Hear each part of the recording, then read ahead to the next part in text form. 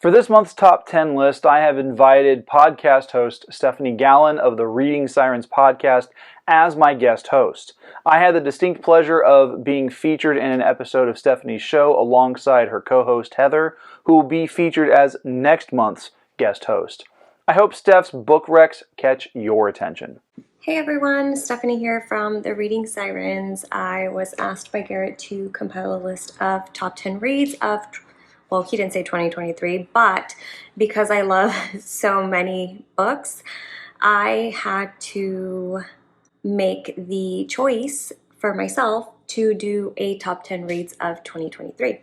So Skye McDonald's The Not So Nice Girl, very 80s vibes. It follows Eleanor, and it's, in the summer of 86, Nashville. She is a very Spitfire character, and I tend to love Spitfire characters, so I really enjoyed reading this one. Another book that I really loved this year was Not Another Sarah Halls by Haley Newlin. Another indie author. This one was part thriller, part supernatural or paranormal. It follows Autumn, who is this teenage girl in a town where a lot of other teenagers are going missing.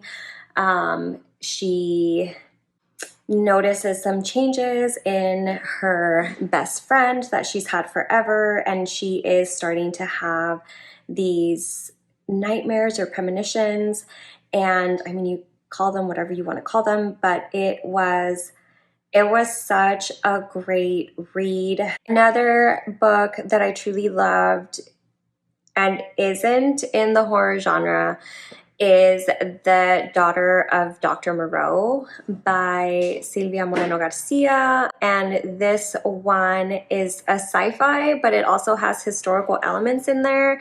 It pretty much follows Carlota, who is the daughter of Dr. Moreau, and it's actually set in the Yucatan Peninsula in Mexico.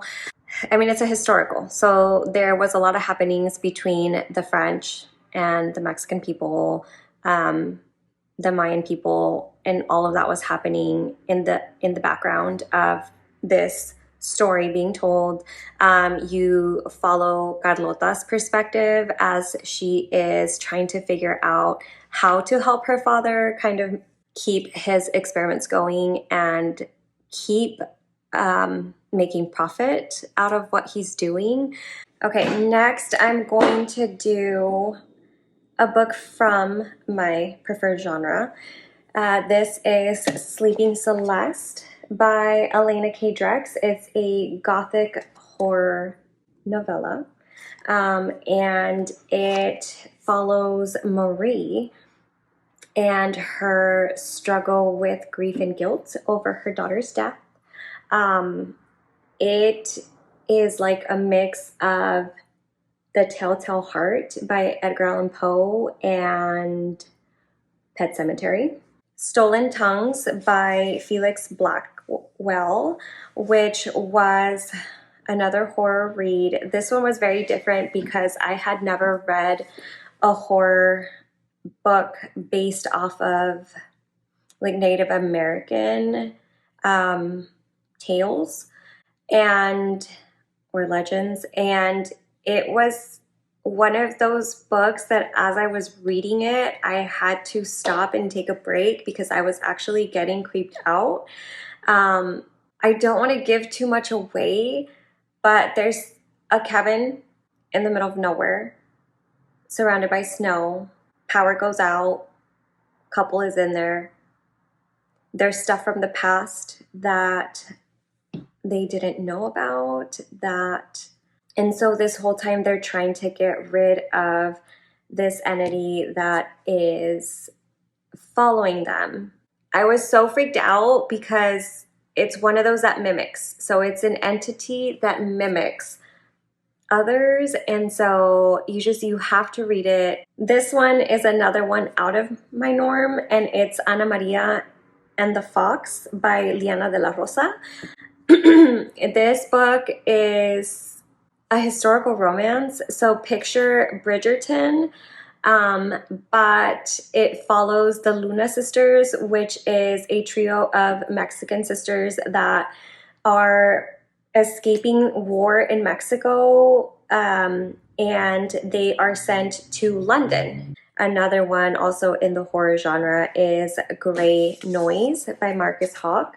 Just check out that cover, guys. Like, how freaking creepy in like the best way possible is that? Am I right? This one is a whole experience in itself.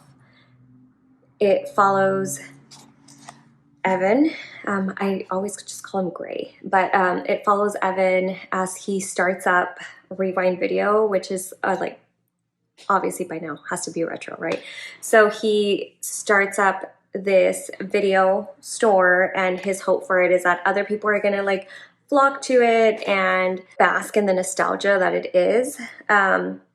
He finds this big old tube TV in the middle of nowhere that's just free, and as soon as he turns it on,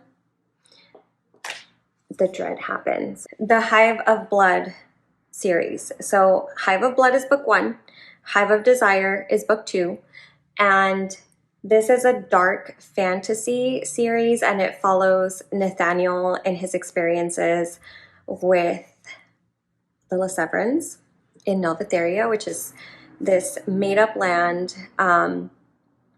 And this book is by these books are by Shantel Brunton.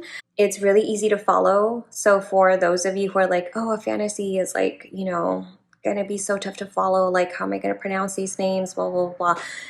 Not with this one. This one is really, it's a dark fantasy, it is, and there are elements of a fantasy. A big thank you goes out to Stephanie for being this month's guest host. If you're interested in picking up one of the books mentioned in her segment, you can find that list of titles and their ISBN numbers down in the video description.